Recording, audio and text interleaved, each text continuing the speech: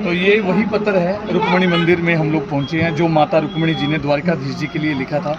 इस पत्र की भी बड़ी महिमा है। जिस किसी के बच्चे का विवाह ना हो रहा हो, कोई घर में परेशानी हो, उनके लिए ये पत्र लिया जाता है यहाँ से। और मंदिर से की मान्यता है कि इस पत्र को लेने से, बच्चों का नाम लिख देने से समस्त दुखों का नाश हो जाता है। और जिस कामना के लिए ये पत्र लिया जाता है वो कामना पूर्ण होती है। जिनका विवाह ना हो रहा हो उनका विवाह होता है। रुक्मणी माता जी का ये मंदिर है और यहीं पर ये पत्र मिलता है। यहाँ की मैं आप सभी को इतिहास बता देता हूँ कि द्वारकाधीश भगवान श्री कृष्ण जी के जो गुरु हुए वो दुर्वासा ऋषि यहाँ के इनके कुल पुरोहित थे।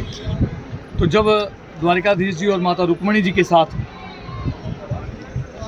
दुर्वासा ऋषि जी को भोजन का निमंत्रण देने के लिए गए, तो दुर्वासा ऋषि जी ने उनसे कहा कि यदि द्वारकाधीश जी और रुक्मणी जी स्वयं मेरा रथ खींच करके द्वारका ले जाएंगे, क्योंकि वहाँ से दुर्वासा ऋषि जी के आश्रम की दूरी 50 किलोमीटर थी लगभग, तो मैं जरूर इस निमंत्रण को स्वीकार करूंगा। तो एक तरफ माता रुक्मणी जी, एक तरफ द्वारकाधीश जी उस रथ को खींचने के लिए लगे। जब रथ खींचते खींचते रास्ते में उन्हें प्यास लगी, तो माता रुक्मणी जी ने द्वारकाधीश से कहा कि मुझे प्यास लगी है। तो उसी समय द्वारकाधीश जी ने अपने अंगूठे से वहाँ पे माँ गंगा जी को प्रकट कर दिया।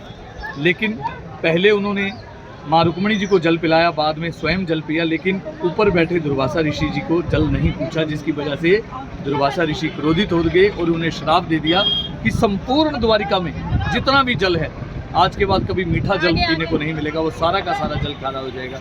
यहाँ चाहे आप लोग कितना भी खुदाई कर लें, लेकिन वो जो जल है वो आज भी खारा ही है। जल पीने के लिए बाहर से व्यवस्था की जाती है। तो ये दुर्वासा ऋषि जी का श्राप था जो यहाँ के लिए लगा था।